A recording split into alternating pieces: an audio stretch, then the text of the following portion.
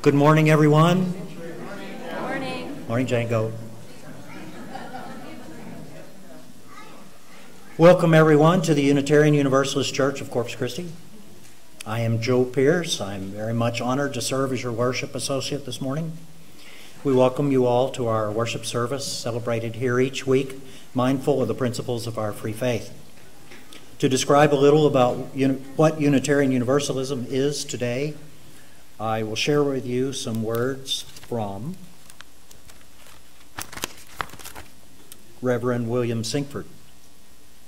The Unitarian side of our family tree tells us that there is only one God, one spirit of life, one power of love.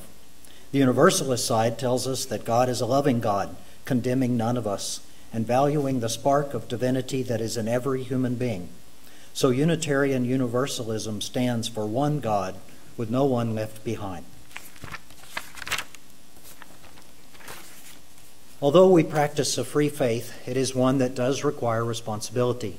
We have a church covenant which is a shared agreement that we recite together each week and reminds us of our closely held values. The mission of our church is we learn, we lead, we love. Good morning. I would like to invite Allison up to light our chalice today, and our chalice lighting words this morning are from Paul Sprecher. We light this chalice in memory of the courage of those who have struggled for freedom, the persistence of those who've struggled for justice, and the love of those who've built beloved communities to carry on the light of hope.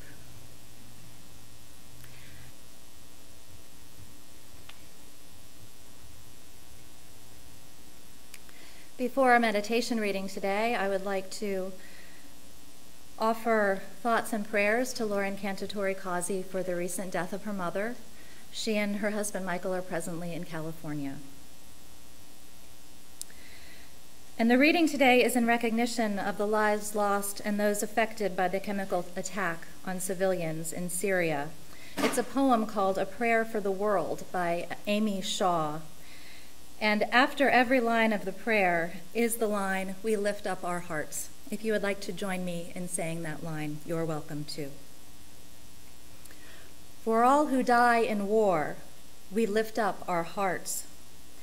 For all who live in suffering in the aftermath of violence, we lift up our hearts. For all who give their lives in smoke and flame, we lift up our hearts.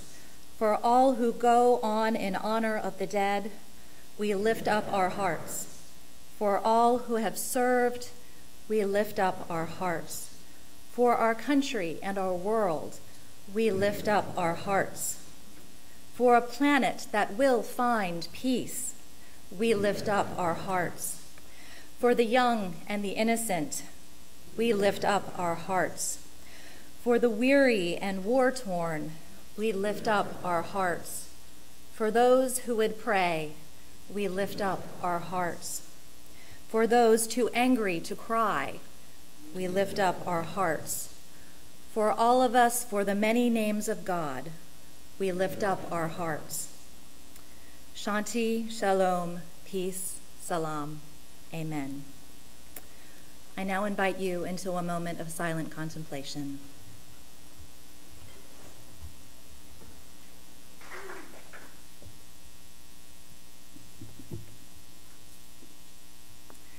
Tomorrow night marks the beginning of Passover, Judaism's festival of freedom. It commemorates the Israelites' exodus from Egypt and their transition from slavery to liberation. And this reading puts a new spin on one of the most well-known parts of the Exodus story, as told by Rabbi Ed Feinstein and adapted by a UU minister named Jeff Briere. The story begins. And I guess you know how the story of how Moses led the Israelites out of captivity in Egypt by parting the Red Sea. But that's not all there is.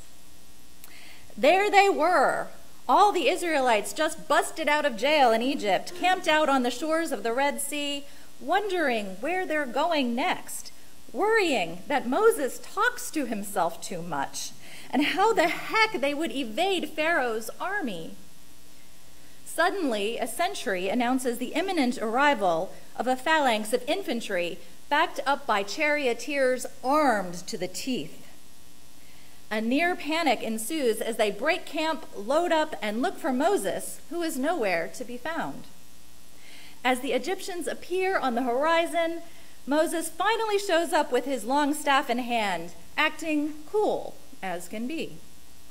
"Relax, boys," he says. "God tells me that we're going to cross the Red Sea." "Right," says Jacob. "We're here with nothing but our pajamas and some matzo balls because you said we had to leave in a hurry. Nobody brought a boat or a bandsaw to make a bridge, and nobody had time to learn the backstroke while we were building the pyramids." Moses looks stern, as every picture of him will attest.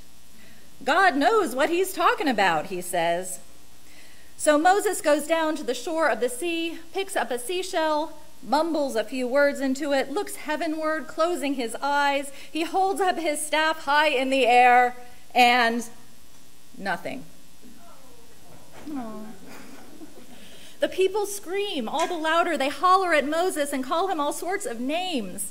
The hoofbeats of the charioteers are louder now, and Moses tries once again, carefully reciting the words he had been given by God. He holds up his staff and nothing.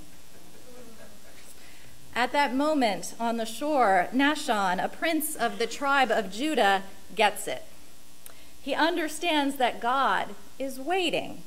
Until now, everything was done by God. The plagues, the speech of Moses and Jacob, the softening of Pharaoh's heart, the escape, the manna, everything had been provided by God.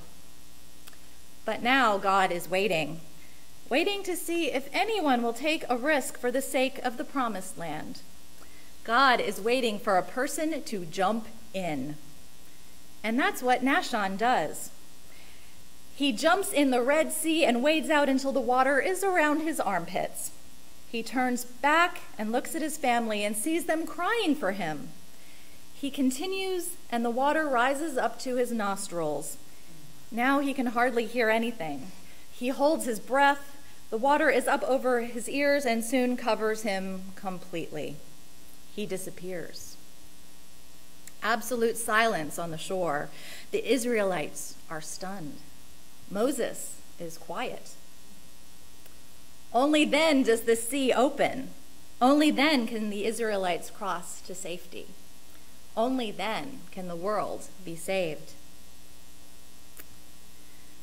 As you might have gathered, this story is not found in the Hebrew scriptures, but it was inserted by the rabbis. And they are totally allowed to do that, by the way, and they do a lot of that. So as much as they loved the Torah's Exodus story, they sensed something was missing. The rabbis believed that God can only create the conditions for the liberation of the world. But if liberation is truly to come, someone must jump into the water. Someone visionary and brave must be willing to put life on the line and jump into the waters of history to bring the rest out of slavery. In every generation, there are Nahshons willing to jump into the water. Sometimes the water splits, and sometimes it doesn't. But those who have the faith to take the first courageous step liberate the rest of us, still hovering on the shore. Nahshon, the prince of the tribe of Judah, got it. He understood that he had to jump in. He understood that he could not remain on that shore forever, waiting for God to fix everything, because God can't do it all. God can barely do anything these days. You got to wonder sometimes why God took the time to create people. And then you realize that he created people because he needs help. If God created people, then someone has to jump in. God cannot do it all. God is waiting today. God, the universe, the sum of all, is waiting for anyone, any one person, to jump in. So I encourage you to jump in and use what you have in the service of others. Give of yourself. Give in the service of humanity.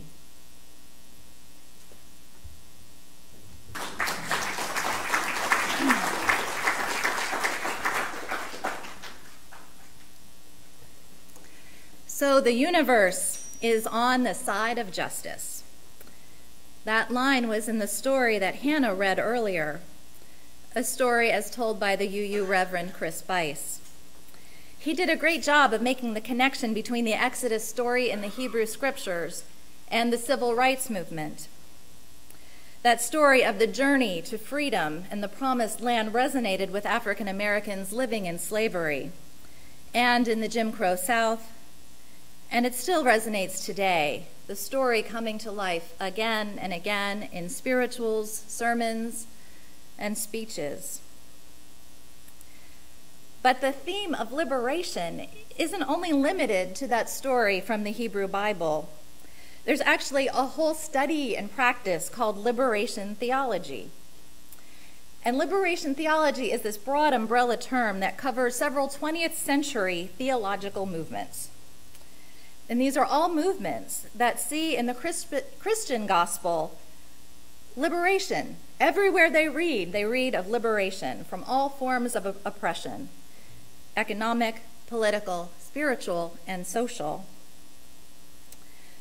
The most well-known form of liberation theology was developed in the 1950s in Latin America, and it was led by a Dominican priest from Peru named Gustavo Gutierrez, who is known as the founding father of liberation theology.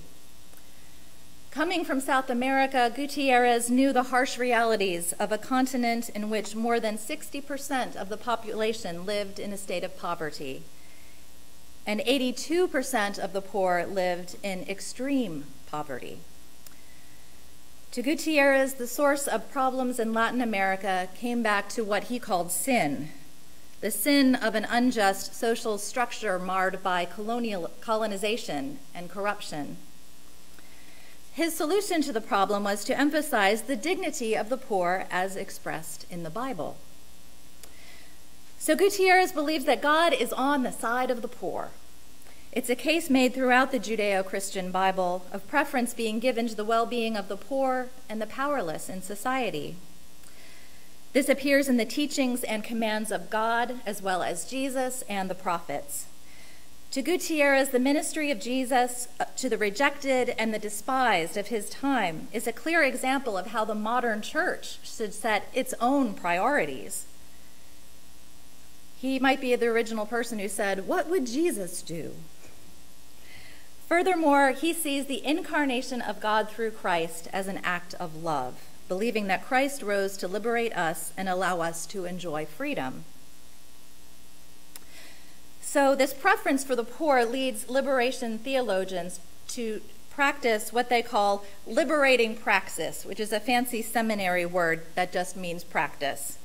It means the church should practice what it preaches and take action to build the economic, spiritual, and intellectual liberation of socially oppressed peoples. To actually build that kingdom of God they talk about in the Bible so often, build it in the here and now, a kingdom of fellowship and solidarity of humankind.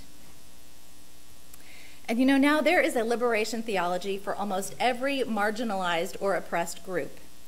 There is a feministic theology of liberation, and in the 70s, James Cone wrote a revolutionary Black theology of liberation. There are gay and queer liberation theologies. And I hear there's even one coming for single people. Yay! Although all of these theologies are somewhat different, one thing they have in common is that they seek to free those who are oppressed or marginalized. So liberation theology has often been seen as radical and controversial, way left of left. Gutierrez himself was accused of being a Marxist and using his theology to incite violent political revolution. But yet, there is hope that liberation theology will go mainstream. Although Pope Francis doesn't openly identify as one who embraces liberation theology, Considering where he's from and many of his actions and concerns, I would say they speak otherwise. I think he's a stealth liberation theologian. So, what is a Unitarian Universalist to do with all this talk of Catholic and Protestant Christians using God and Jesus and the Bible to advocate for liberation? Can Unitarian Universalists do liberation theology too? And of course, I'm not going to say no. I'm going to say yes. Otherwise, it would be a really short sermon. So there's a UU minister out there named Ashley Horan, and she's a white woman who's very involved in the racial justice movement. And as a religious leader for primarily UUs, Reverend Ashley sees her goal as getting the people she serves to articulate a theology of salvation by interconnection. A theology of salvation by interconnection. So what in the world does that mean? So salvation to Unitarian Universalists means saving people on this earth in this lifetime. An interconnection, that's an easier word. It means we're all connected, and what happens to one person or one group in society has an impact on everyone else. So a theology of salvation by interconnection means that we are so aware of our kinship with and connectedness to everyone. We are compelled to work to save everyone right here on earth, making sure people have their human needs met, are treated with dignity and respect, and have the chance to live fulfilling and whole lives. So Reverend Ashley further explains her salvation by interconnection like this.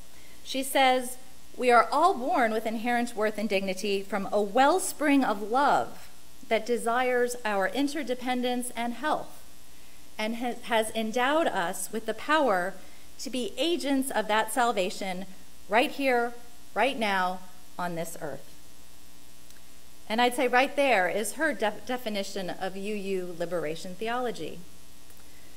We all come from the same loving place that wants health for all. We all have worth and dignity, we're all interconnected, and we have the power to save people in the here and now.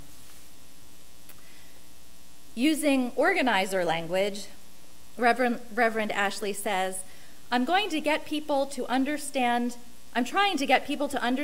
collective liberation and to sense both the blessing and the responsibility of claiming a belief that none of us is free until we're all free.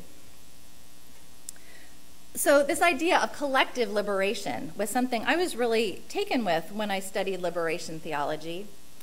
This idea that not only do the oppressed benefit from liberation, but the oppressors actually benefit from it as well. And one of my favorite notes I wrote from class with absolutely no attribution, I think my professor probably just said it, is liberation frees oppressors from alienation and soul emptiness. Alienation and soul emptiness.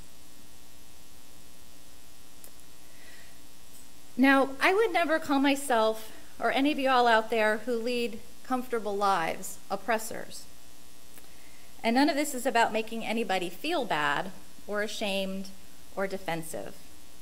We're all good people here with nothing but good intentions for everyone. But yet, most of us, myself included, participate in and benefit from systems that are oppressive, such as capitalism. Now, for many of us, capitalism works great. And yet, the competitive nature of capitalism requires that some are always left behind. We're taught from a young age about the American dream, that gains in wealth and material things because of our hard work are earned and deserved. That's normal. That's how we're supposed to have a good life. We're supposed to take pride in our earned knowledge, our earned status, and our earned financial security. Even though the playing field is not level, and even though some are not allowed on the playing field at all. Even among liberals like ourselves, there's an undercurrent of belief that those who are poor or marginalized have been less hardworking and are somehow less deserving. I think it's that feeling, that disconnection from human beings who are less fortunate. I think that might just be what they're talking about when they say alienation and soul emptiness. In my work in congregations, I found that UUs have strong opinions about social justice issues, but are not always prepared to take the actual steps in creating social change. An early stumbling block always seems to be in developing relationships with diverse communities outside the church walls. But even before addressing the things we lack in preparedness to do social justice work, a more immediate barrier I've seen is what I call our culture of busyness. For many, but not all of us, our lifestyles encompass so many commitments to very demanding jobs, to children with demanding educational and extracurricular activities, to property and the maintenance of it, to leisure pursuits and vacations. We feel like our lives and schedules are full to overflowing, leaving little time for church work, community volunteer work, and social justice work. So before we can begin to make any headway, it seems like a lifestyle change may be in order, that our priorities might have to be rearranged. It's kind of ironic that our middle-class busyness and lifestyles, so full of so much activity, are in many cases very spiritually empty. Our lifestyles are what hold us back and isolate us from segments of humanity that are living with a lot less, and in some cases may even be happier. I believe we as Unitarian Universalists, the ones of us who lead comfortable lives, need to liberate ourselves from middle-class busyness in order to take on the larger task of liberation of others. Many of the drivers of social change movements in the last century were from the professional managerial class, and of course they did not act alone. But for certain, at one point they had to decide against, at some point, business as usual, as professor or attorney or doctor or whatever. They chose to opt out, to get off the professional middle-class treadmill. Doing that is itself an act of resistance. It means resisting the script of consumer capitalism, among other things. And after all, isn't it the need to get ahead and get more that many professional middle-class folks are in bondage to? Now, I'm not saying y'all should go out and quit your job, so don't come back to me and tell me you quit your job, okay? This is just food for thought. The UU Reverend Dr. John Morehouse sums up a UU liberation theology this way. He says, "We need a theology that liberates us to see the common humanity and its care that rests in our arms and in our hearts and in our tears." He says life will go on, and we can make its going so much better. So, whether we're talking about Moses in the Hebrew Bible or the work of Jesus in the Gospels, whether we believe in no God, many gods, the goddess, or are simply just God curious, we as Unitarian Universalists have a strong call to jump in the water and help everyone, liberate everyone from the sins and the societal ills that are destroying the bonds of our one human family. On Thursday, I got a call from one of my mentors back in Virginia, the 87-year-old Reverend David Hicks McPherson, who is a Universalist minister. He was a Universalist minister before there was any such thing as a Unitarian Universalist minister. He shared these words with me. He said, "I believe in our religion. I still believe we have the ability to transform the world. May it be so."